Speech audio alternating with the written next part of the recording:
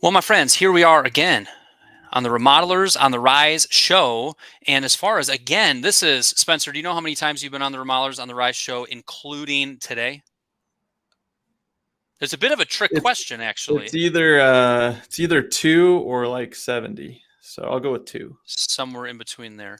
Now, it was also a little bit of a trick question because you have been on this show when it was called the Remodelers show. Hmm. But in general, on my podcast, this is number 4 for Number Spencer Powell, 4. There you Builder go. Funnel CEO extraordinaire. Thanks for having me. I You appreciate it. betcha. Welcome back. And the topic du jour today is this is the title of it. Listen carefully, everybody. How to use your website and marketing to save time. That's one thing.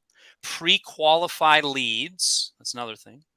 Leverage automation and close higher margin projects. So, how do we use our website marketing to save time, which a lot of you need? Pre-qualify leads, using your website and your marketing to help you qualify, to build know, like, and trust as well. Leverage automation, which more of you remodelers are doing. There's so many automation tools and software that we need to continue to look at and implement. And then also close higher margin projects. So, Spencer, we have 30 minutes, and that sounds like a lot to cover.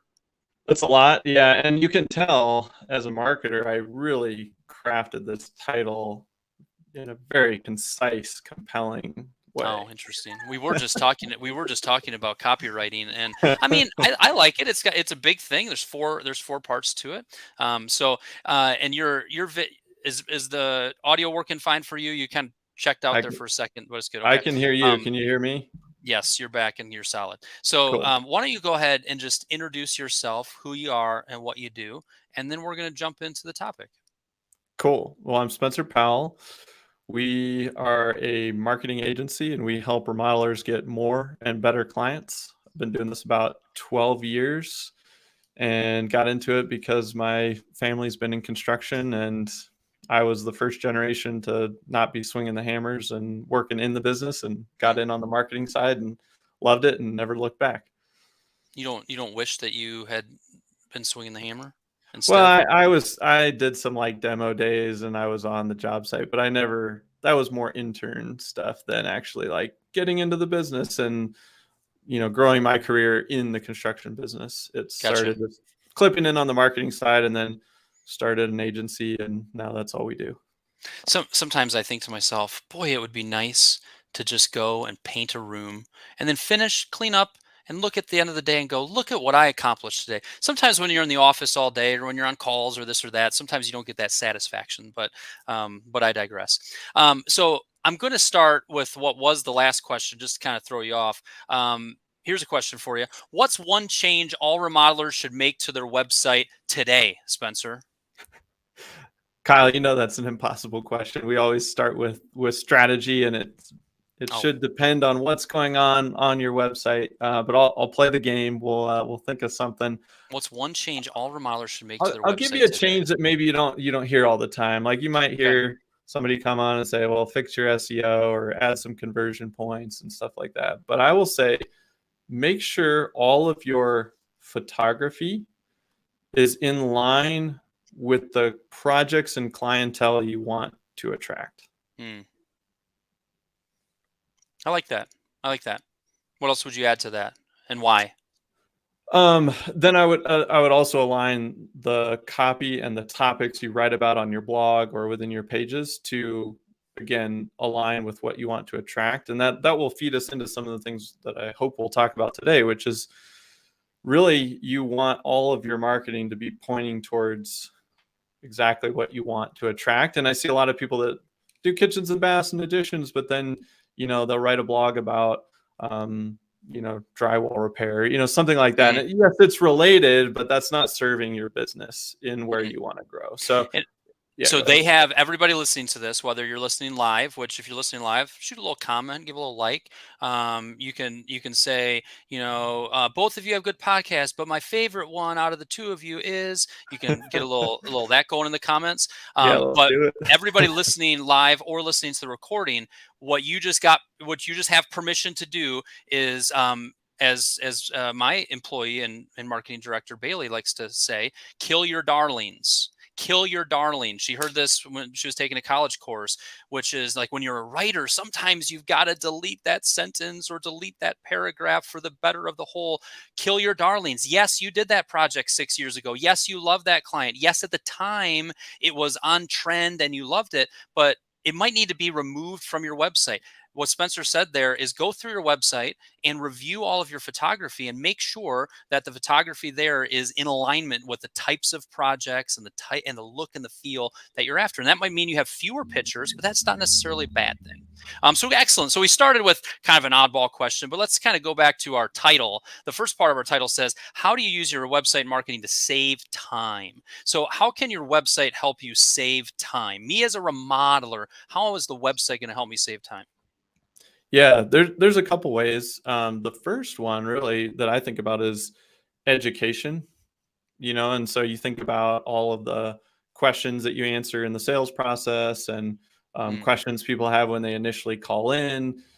If you start addressing those on your website up front, then it starts to save you time in two areas. One is that you'll get less questions on those calls and in those meetings. It doesn't mean that you shouldn't still address some of those things and revisit them from your perspective.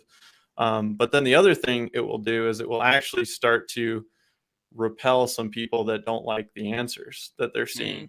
And then just by the very nature of them not booking a meeting, that will start saving you time. And that is the time you want to save, because if you're effectively pushing people away, you're going to save a lot of time that would have just been wasted time. Yeah. So what's an example of that? So what's an example of something you could put on that's educating them that might, and you use that repel. I like to use that too, of like good marketing attracts the right client and repels the wrong client. What would be an example of a piece of education or content that could do that? Yeah, the two big ones that are pretty easy to address are cost and process, mainly around timeline. So if you're saying, hey, the projects that we do, there's a 2-month design process and a 6 to 12-month construction process, and somebody wants their completion done sooner than that, then they're going to search for somebody that can do it sooner than that. But somebody that's embracing the process and they go, oh, okay, this is the caliber that I'm dealing with this type of company, then they're going to come in. And so that can be one of them. And then cost, if you have a minimum where you're like, we just don't do any projects under 100K, then talk about that in all of your content related to cost, or depending on the project type, bathrooms start at 50, kitchen start at 100, or, that sort of thing. So if somebody comes in, they want a kitchen for 30, they won't reach out. And that's a good thing, right? That's the repel part, as well as the attract, because somebody that wants a really nice, well done kitchen, they're not expecting to get it done for 30, and they would feel like it was a cheap outcome if it was 30. And so you want to pull in the people that actually want to pay a little more premium, or mid upper, or whatever it is that the range you're working in. Yeah, I had one of my clients shared a link to this the other day, and he created a Loom video, loom.com. You can record your screen, you can have your video there, and when you click stop, it opens up a URL. Very easy to create a quick video. And he created a video, and I don't know if he's added it to his website, but to your point, he should. And it was related to finishing an attic space. And he's like, people reach out to me and there are 5 things you really need to consider. And there's 5 things to kind of really look at. Let me walk you through it. He created a little PowerPoint with some pictures. If you have an attic space that looks like this, here's a few things to consider. And what he was saying is, I spend 20, 30 minutes on the phone with somebody explaining all of this. And I realized one day when I heard you mentioning Loom, I could create a video one time. I could have that on the website. And all of a sudden, that's going to save me 20 minutes times 20 times this year. And people can be educated. It's going to attract and repel certain things. It's going to build know, like, and trust. So those are some examples of how your website can save time. I think similarly, when we think of pre-qualifying leads, how can your marketing pre-qualify, or, should we be working to turn people away with our website? What else would you say on that? And maybe on the qualifying part. Yeah, the qualifying piece, I think, like those two pieces we just talked about, I think are great for pre-qualifying and kind of starting to weed out some people. The other thing is the first thing that you asked about, which was your project photos, right? And sometimes that can, if the projects look too high end, it will turn people away that are maybe afraid of the scale of that. But then another piece that we haven't talked about is forms, and this is kind of like a cheat code for adjusting your lead flow depending on what the market is. And so right now the market is hot. People are getting form submissions through their site, through their contact us like crazy. And so what you want to do during these times is, we pull the lever and we're going to extend that form. We're going to ask more questions. We're going to ask more detailed questions. What's your timeline? What's your budget? What's the type of project that you're interested in? What area do you live in? All of these types of questions. You can kind of build this out to 10, 12, 14 questions, and that will start to lower the number of people that will actually take the time to fill it out. And depending on how you phrase the questions, what's your budget? And then the first question is 100 to 150K, and then it's 150 to 200, and they're like, oh, well, my budget was below that. I guess I should stop filling this out. So there are, I always think about the form as a way to just like pull that lever up or down. And if like things get really bad and you're like, I just need any work right now, delete some of those form fields and say first name, last name, email, and tell me about your project and we'll call you. And they don't have to know that, right? That's just something that you get to control. And I think that's a really powerful way. Yeah. Yeah. To your point of what you were saying of things being hot, what have you been seeing with your clients and website form submissions and just lead flow overall? You're working with a lot of remodelers throughout the country. What has been the last, 2-3 months? What has it felt like, or what have you seen? Yeah, I would say still super strong, but not as like bananas crazy as it was the 3 to 6 months prior. And so it's a funny thing because you start hearing these like, oh, leads are a little bit, lower the last couple months. And it's like, well, yeah, but year over year, year over 2 years, they're still way up. But we've just been you get used to whatever's close to you, right? And so we all as an industry got used to like just being absolutely slammed with opportunities. And now, it's tempered back a little bit, but I would say like everything's still super healthy. There's strong lead flow, and we're just always looking at those levers. And I feel like it's so contextual to your business, the type of growth you're trying to go through and the economic environment. And like, once you've put yourself in a spot where you have the traffic and you have the lead flow, then you get to pull those levers. And so I feel like for our industry, it's a great opportunity to practice that and really hone it and feel what it feels like to make those adjustments, because I almost feel like we're in this head trash of we haven't really experienced this as an industry before. We've been so stinking busy. Okay, let's practice what that feels like, because it's not always that way. And I feel like they're feeling like they need to just take on everything because it's there. And we still have a little bit of that like scarcity mindset from when things were really rough. And I get it. Like that's a lot of head trash to overcome. But right now we want to maximize profit, as much as possible.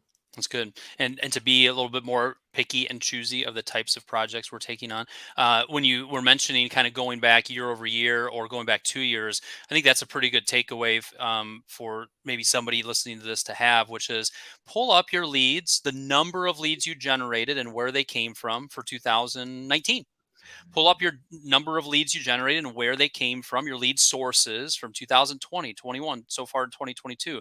I think we, like you said, the phrase you use, I like that a lot of, we remember, we feel the most, the thing that's closest to us. We forget that, what, even though it's slowing down a little bit, we're still way ahead of what we used to get. And that's still plenty for us. Also, if you're listening to this and I say, go back to 2021 and pull up your total number of leads and the lead source, where they came from. And you look back at me and go, I can't do that, Kyle. We're not tracking it. I got lazy and not put it in. Let that be your takeaway from this. You need to track where your leads are coming from. What gets measured gets improved. Make sure you're paying attention to where your leads are coming from. You also said it's not as bananas. Have you heard of this Savannah Bananas minor league baseball team? I have not. So No. these people, the Savannah Bananas, if you Google them, I would recommend people, if you're looking for just a fun 5 minutes, especially if you're into baseball at all, type in Savannah Banana. You'll have to do some spell checking, because I don't know how many N's, how many A's, I don't know. And ESPN did a little 5 minute thing on them a couple years ago, and I follow them on Facebook, and they are over the top fun. They are bringing former major leaguers out. They are driving the local police cop car is driving in the reliever because he's a bad boy. He's the closer. They're just, everything about it is extremely fun. And by watching it, they're selling out everything. You can't get a ticket to this single A minor league ball club.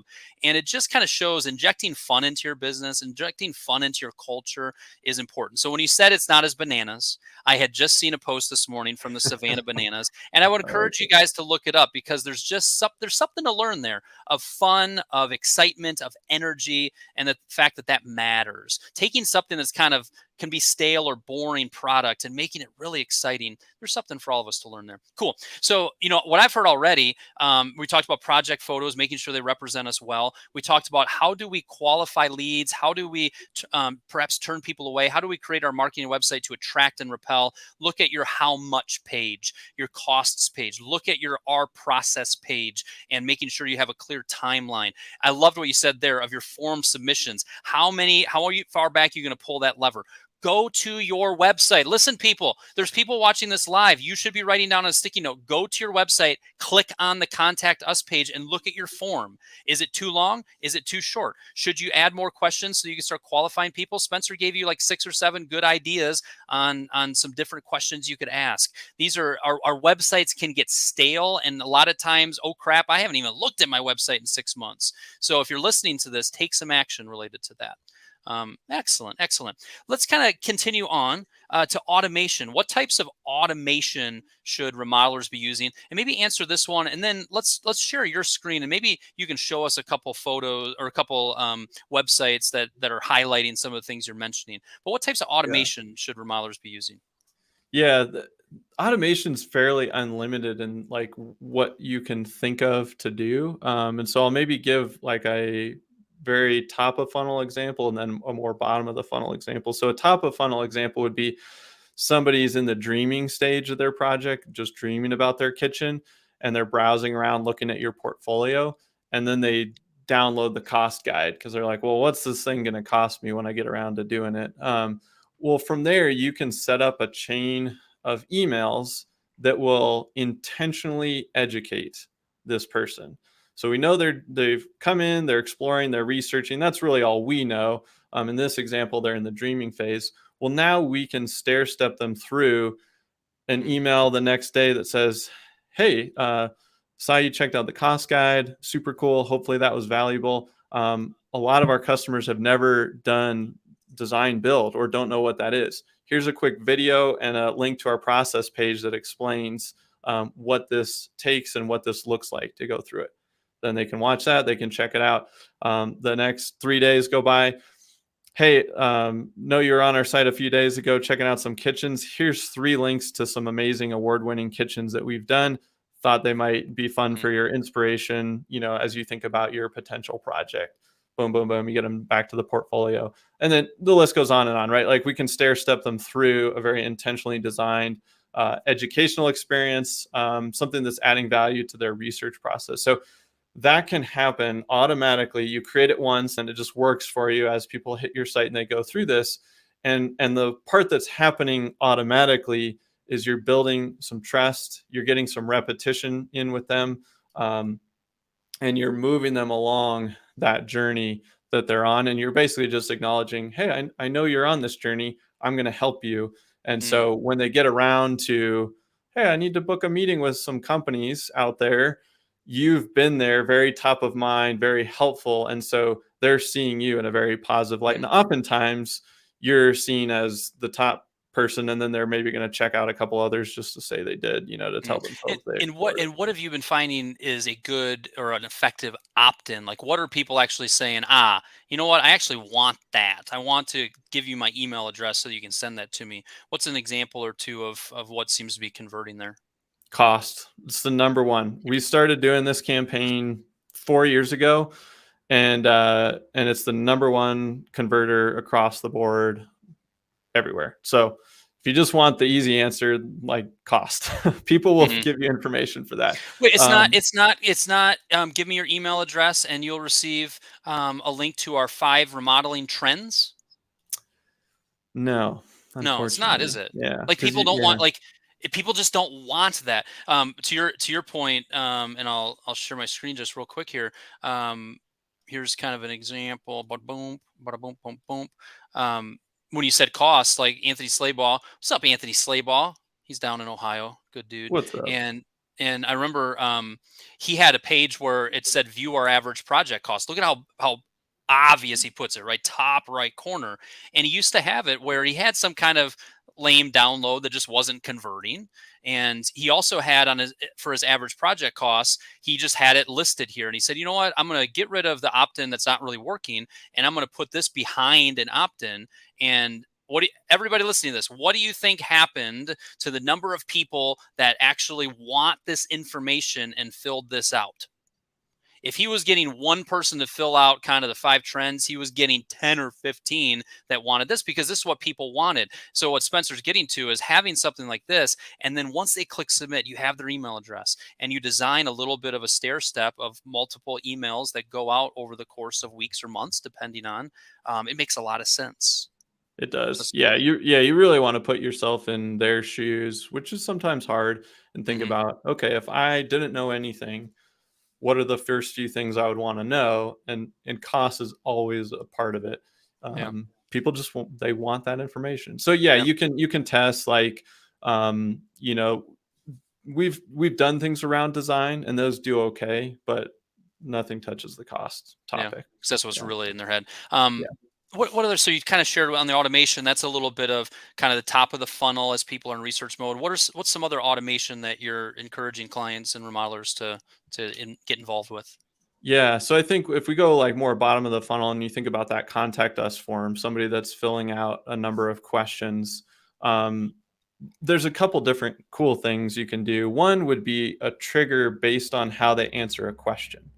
So you could put in, let's just do a simple example, service areas, and you could put in your 7 service areas, but then you could have an other if you wanted. This is maybe not the best example, but I think it will serve its point. And then you could, if they selected other, you could trigger a super sorry. It looks like you picked one of our service areas that, or you're outside of our core Mm, 7 service areas right now. Based on the current demand, we're not able to service anything outside of these.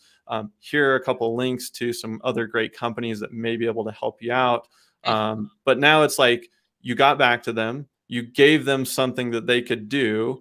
And so you give that professional vibe of, I responded to you, because that's a big mhm, problem, right? Somebody doesn't get a response, they go leave you a bad review. You never even talk to them. It just happens. This can help alleviate that. Same with project size. Some people don't want to put the budget, like they don't want to have a starting at 100K or whatever. So maybe you put a huge budget range. And if somebody picks like 10 to 20K, you can just have an automated email that goes out. Similar thing. Hey, super sorry. It looks like you're interested in this kind of project, or this was your budget. Unfortunately, right now our projects are starting here and above. I know this is probably disappointing news. If you want to still discuss things and you think your budget is more, like we'd be happy to book some time. But if not, here are a couple of other companies you might check out. You could use those as pure automations mm, if you feel comfortable with how you set that up, or they can just be templates you have ready to go. And so you have your office manager, whoever's doing phone intake, they see that, they go, okay, they didn't hit the criteria. Here's the template. Boom. And then it's a manual send, but you've still saved the time through the form as well as the template. And There's then this. go ahead. Go ahead. Do your last one. One last thought. Yeah, is calendaring. So if somebody fills out a form and they list all these questions out, and you feel like, hey, if they fill out all of these things and you've set up your forms to where if they kept going, like they're probably interested, you can just have the automatic email come through and just say, hey, got your submission. We're super excited to talk. First thing you need to do is watch our process video. Second thing you need to do is check out our average costs, here. Third thing, book a meeting. Now you don't have to call them. You don't have to schedule. You've given them some homework. You've put it back on them, and then now they're going to book a meeting. And so this does a couple of things. And you just, again, these are part of the levers. Like, do I want to add that many barriers? And if yes, then those are great barriers, because you might get 20 people filling out the form, but then only 10 of them book the meeting and do the homework and everything. And so, and then it just happens to fall on your calendar and you just show up and you're ready to go. You didn't have to do any follow-up. You didn't have to do anything manually. So yeah. And I'm what going in a program million are you? different directions with this stuff. Yeah. I think it's just like, what do I want to have happen? What's the environment? And then structure it around that. Yeah. So a few questions. When it comes to the form, what form program are you using that's pretty sophisticated or that you guys like? We use HubSpot forms, and that's just Okay. because we're wrapped into their whole system, and you can trigger some follow-ups and some like if-then statements off of Gotcha. that kind of stuff. Okay. But there's a And then, bunch of different ones out there. yep. And then for the calendar and making appointments, what do you like the most? HubSpot's wrapped into it. It's got its own meeting Oh, link. Calendly is another good one if you're just yeah. looking So, for. so Yeah. Calendly is Calendly. It's just it's one of those of like, yeah, but then I have to kind of manage my schedule and like make those available appointments. Yes, you have to get that set up, but if it just saves so much time and hassle. I mean, I've booked let's say 20 appointments this month, and I have with clients or with prospects, and I have not had to go back and forth. It was just a thank you so much. As a next step, can you grab one of the open time slots at the link below? I've had one person over the years say, that wasn't very personal for you to just send me a link. I've had that happen one time, and that was like 5 years ago.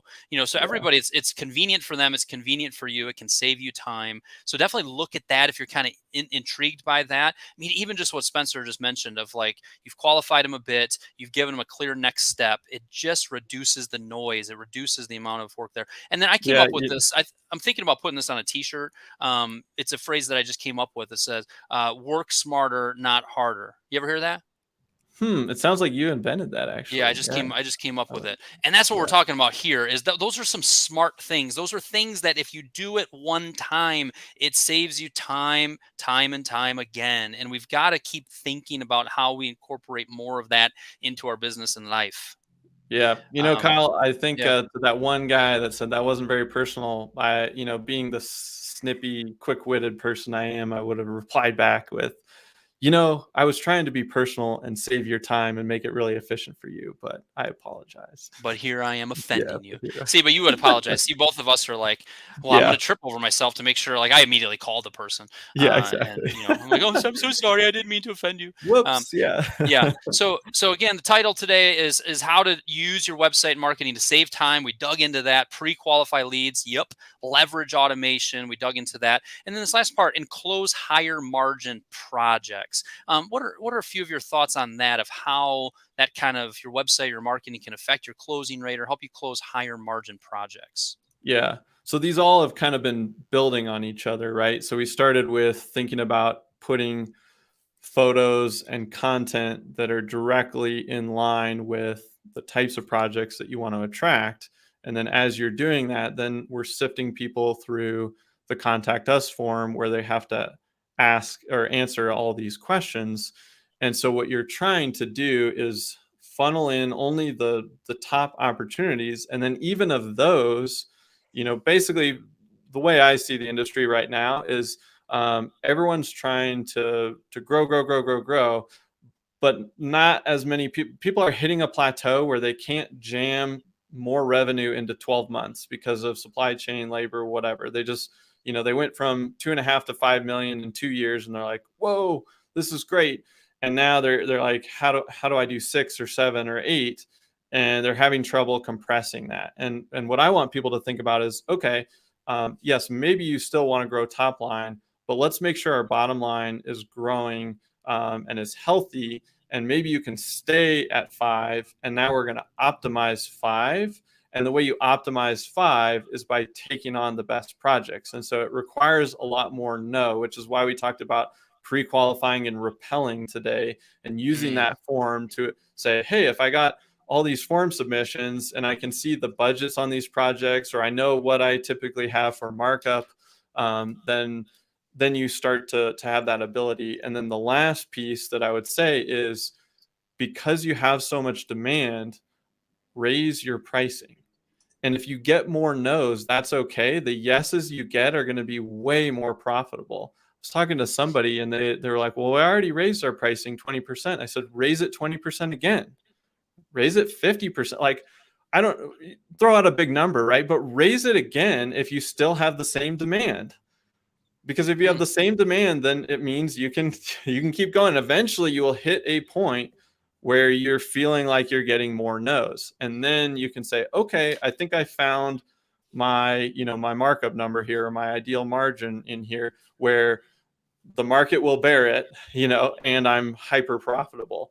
And that's what good marketing allows you to do in the sales process, is you get flooded with opportunities, you bring the best ones to the top, and then as you hit your sales process, you have to test that pricing. That's active market testing of, what will the market bear? I've been doing that with some rental properties where I'm like, I'm jumping the rent up here because Zillow says this and that says this, but like, I don't know, the market's hot right now, I'm going to push the limits. And then I get applications. I'm like, well, I probably shot a little low, but but if I would have just gone with whatever the data online said, I would have been too low. Yeah. What you're getting at there is just thinking strategically, us realizing that growth for growth's sake is oftentimes fool's gold, and realizing that there's a sweet spot revenue wise, realizing that if you keep pushing and growing, if that's your goal, if that's what you're wanting to do, don't let us hold you back. You're going to have to keep the wheels turning on the marketing side and the sales side. You're going to have to keep ramping up production, and there's certainly potential there. But for some people listening, they've got to think strategically on, okay, instead of just growth, I want to do similar revenue, but make my bottom line stronger. And you said it, by picking better projects. How do we pick better projects? We start qualifying our leads better. We build more know, like, and trust. We feature the types of projects that we want more of. And we really remain disciplined to only move forward and sign design and development agreements with our ideal clients. We've been living, and frankly, we still are, even though we're getting a little antsy at what's going on out there. We're still in we're in a very strong market, and it's a unique opportunity. One of my clients described it a few months ago. He's like, I have a feeling we're going to 5 years from now, 6 years from now, 8 years from now, we're going to look back and say, wow, we had supply chain issues. Yes, we had some challenges, but we were living. Those were the great years. Those were the years we really needed to optimize, and hopefully we did optimize things. Excellent. Somebody typed in the old chat box. They said, I'm finding chat boxes are being used more lately. Is that what you're seeing, Spencer? I haven't noticed it, and I'm all for chat if it's used in an intentional way, right? Like right now, if chat is usually another conversion tool in your tool belt, just like a phone number, a contact us form, chat box would be another one. Do you have somebody manning the chat? Do you want them manning the chat? Usually I would offer up chat as something where maybe you're trying to increase your conversion rate. Right now, a lot of people are actually trying to decrease their conversion rate, but have the quality of the conversions be a lot higher. So you could do an automated chat. Again, the look on that depends on how well it's set up. And if you have somebody that can man it all day and you can have a very personalized experience, then it's a great conversion tool. I would just ask the question, do I want to spend the time answering a chat right now? Or am I really trying to funnel my time down? Like, you got to fill out these 20 questions in this form. And it's contextual, right? So if you need more leads right now, it's something to look at. And to me, it's one of those like, hey, if it intrigues you and you kind of like it and you have somebody that's going to maintain and manage it, test it out. It just because you add it doesn't mean it's got to be there forever and ever. And that's what we always talk about, is like, what's the strategy? Let's not just jump to fun tactics. What's the strategy behind it? Yeah, live during business hours and automated after hours. That's a good thought there. Cool. As I was looking at us on the old StreamYard video system here, and I thought about, boy, we've done this many times. You've been at this 12 years. I've been at this 14 years. I thought to myself, boy, we're just going to keep. I have a feeling this is in my case. I'm just going to keep pounding away at this market and helping for the next 20, 30 years. I don't know, Lord willing. You're going to continue to do that. And then all of a sudden, there's going to be like a new Kyle and a new Spencer, some young entrepreneurs that are A going to lot come more up, hair. a Yeah. lot more hair, and they're going to come up and be like, look at these old dogs who've been doing this for 25 years. Listen to us. We know what's up. And I just had that thought come in mind. We're going to take their butts down, though, aren't we? We're going to take them down because they're going to come in and they're going to go, here's how you do marketing in the metaverse. And we're going to be like, we're on top of the trends. We're already there, Oh, man. that's we'll see. We'll see. We'll try not. Yeah, We'll try well, not to get old as we get that's a older. problem for future Kyle and future Yeah, Spencer. we'll figure that out. So how can so again we tackled today, and you shared just a lot of good nuggets. If you're listening to this, or if you're even watching live, what's a takeaway that you had from this? Go ahead and share that in the comments, or reach out. But how to use your website and marketing to save time, pre-qualify leads, leverage automation, and close higher margin projects. We covered a lot of good stuff. How can the people reach out to you or even listen to your podcast? Give them whatever links or info that you'd like. Cool. Yeah, I would say two easy places. If you like podcasts, we have a new one that we started at the beginning of the year called Remodeler Stories. That's been a lot of fun. We're featuring remodelers there. And then just go to builderfunnel.com, and right at the top of the page, you can put in your website. And we've got a cool little tool that will grade your website. It takes about 10 seconds and it'll give you a score. It's not going to tell you everything about your website, but it will give you it'll identify some technical weak points or strong points and kind of stack you up there. So builderfunnel.com for that. Excellent. And keep up the good work. It's one of the reasons that you're on this show today. And even just, I'd like to have you back is one, you're just always sharing good information. But one thing that you all should know, if you don't know Spencer, is he is just a caring, giving, generous guy that wants to help. And is approaching business from a standpoint of, the more I help, the more I give, the more I'll get taken care of. But you lead from a giving value first, and I think we did that today. We gave some good value, so I appreciate you appreciate being that, part of Kyle. this. And if you were to end the show by sharing, if you took nothing else, people, from this show, here's kind of a main takeaway or a main emphasis that I would like to add here at the end. What would it be? Yeah. Thank you for saying that. We do put a lot of heart and energy into trying to add value and education. So I appreciate that. And I feel like that's why we connected early on, because we both had a similar educational style of teaching and marketing and that sort of thing. I think in terms of takeaways, like all the tactical things we talked through and some of the strategic pieces today, if you start looking at your marketing system as something that you control and you have, those levers on, I think that is the point I would hammer home. Like people say, you can do too much marketing or get too many leads. And I would argue, no, you can't, because if the more leads you have, that just means you adjust your pre-qualification levers, and that will bring better and better margin projects to the top. Even if you're a $2 million business and you say, I always want to be 2 million, like if you double or triple your lead flow, you can test that market pricing by raising your prices way up, and you'll still get enough yeses to do 2 million, and your net profit will blow up. So if you start thinking about too many leads is actually not the problem. The problem is the way you're qualifying and Qualifying. raising the best leads to the top. I like that. Excellent. Thank you, my friend. Talk to you again soon. Cool. Sounds good, Kyle. See ya. Thanks, everybody.